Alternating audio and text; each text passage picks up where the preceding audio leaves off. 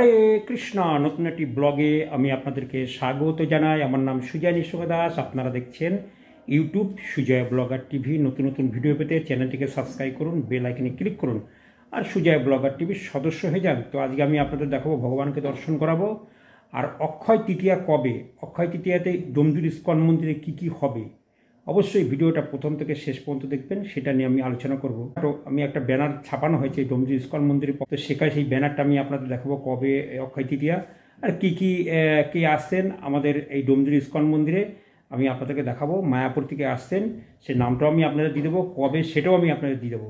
অবশ্যই অক্ষয় তৃতীয়া ডোমজুর ইস্কন মন্দিরে আপনারা সকলে মিলে আসুন আর এখানে এসে অক্ষয় তৃতীয়ায় অংশগ্রহণ করুন ডোমজুর ইস্কন। ঠিক আছে, অনেকে ভাবে যে অক্ষয় তৃতীয়া মানে ইস্কন করে না, কিন্তু আপনারা এসে দেখুন, দেখে আপনাদেরকে বুঝিয়ে বলবো যে কবে সেই অক্ষয়। তো ভগবানকে দর্শন করে দেবো, দর্শন করানোর পর ভিডিওটা শেষ করব।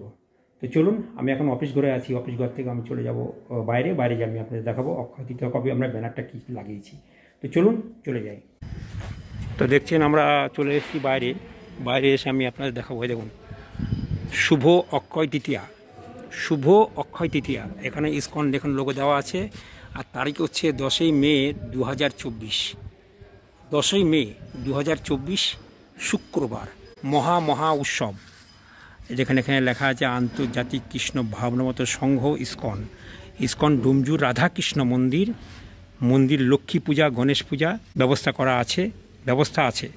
তো এখানে আসছেন আমাদের ইস্কনের একজন বক্তা যোপাদ পদ্মনিত্য দাস ব্রহ্মচারী, ইস্কন নামহট্ট রিজিনাল ডাইরেক্টর। আপনার সেবা অক্ষয় হোক, সকলকে জানায় আন্তরিক আদর আমন্ত্রণ। অক্ষয় তৃতীয়া উপলক্ষে আপনাদের সকলকে আমন্ত্রণ জানানো হচ্ছে।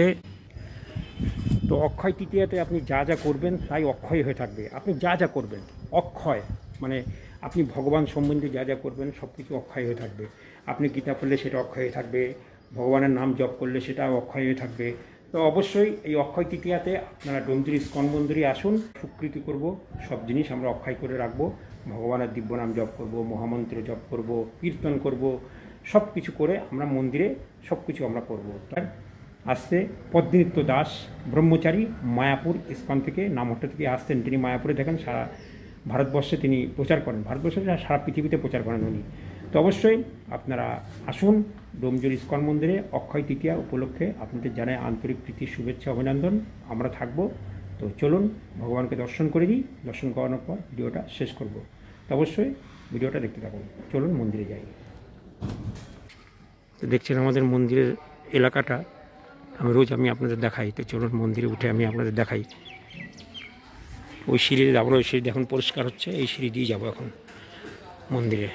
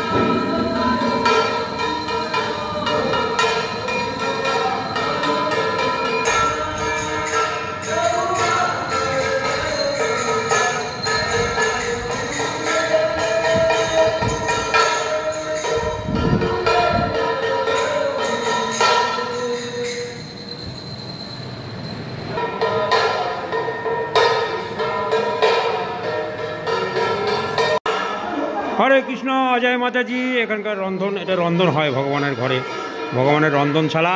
এখানে রন্ধনে ভোগ তৈরি করে চলে যায় ভগবানের এখানে।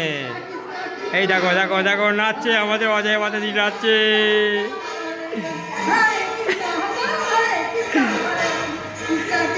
হরে হরে হরে রাম, হরে রাম রাম রাম হরে হরে।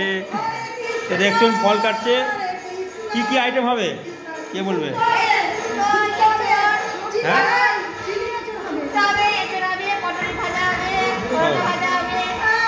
এই যে এখানে এঁচড় আছে,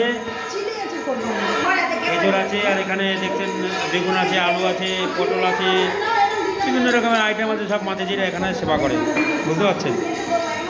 আর এখান থেকে ভোগ তৈরি হয়ে ওখানে আমাদের মন্দিরে যেয়ে ভগবানকে ভোগ লাগানো হবে।